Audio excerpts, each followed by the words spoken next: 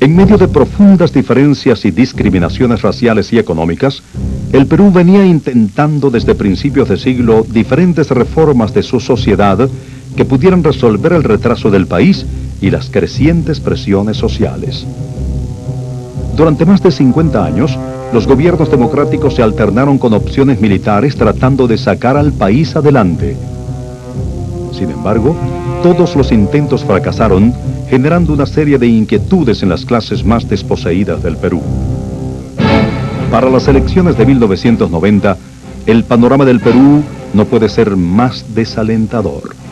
Una inflación récord mundial del 7000%. Falta de credibilidad en los partidos. Un movimiento subversivo expansivo e implacable. En ese momento, y para asombro de todos, aparece en la escena política un desconocido profesor de matemáticas, Alberto Fujimori. Había necesidad de una participación y lo consideré como una obligación, por cuanto era presidente de la Asamblea Nacional de Rectores, un deber, y por eso es que participé.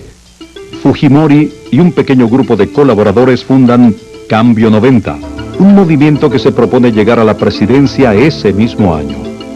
Fujimori debía enfrentar a las élites tradicionales del poder y a la figura brillante y aparentemente invencible de Mario Vargas Llosa, reconocido novelista, también sin experiencia política, pero poseedor de un innegable prestigio. La situación no parecía aconsejar el enfrentamiento, pero Fujimori tenía sus propias convicciones. Los sorprendentes resultados electorales le darían la razón. Usted está viendo en Biografía NUA, en Biografía, Alberto Fujimori.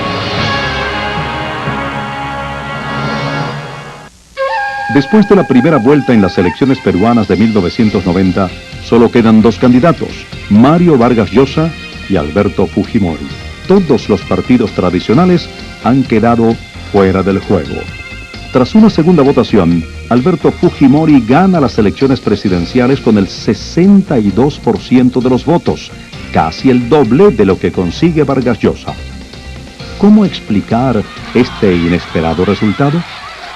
O japonés se parece más a los hijos de los indígenas peruanos que a un blanco peruano, por sus rasgos físicos, por su actitud silenciosa, por su falta de elocuencia a la hora de hablar castellano. Ahí hay una identificación cultural, racial, fisiológica y psicológica. El apoyo de las clases populares, de los pequeños comerciantes y de minorías segregadas habían llevado a Alberto Fujimori hasta el Palacio de Gobierno, pero para mantenerse allí necesitaba encontrar otro tipo de apoyo. Su alianza con los militares, ¿no? Fujimori se encuentra frente a un país muy complicado, muy difícil de gobernar, y sin equipo, sin partido, sin gente que le dé forma, que lo ayude. Entonces es un poco como un reflejo, buscar que su partido sea el ejército. Esta alianza será clave para que Fujimori pueda aplicar severas medidas para enfrentar la profunda crisis del país. Perú se encontraba fuera del sistema del Banco Mundial y del Fondo Monetario Internacional. Las reservas internacionales eran menores a 150 millones de dólares. Al nivel de economía interna, el panorama no era más alentador para el país.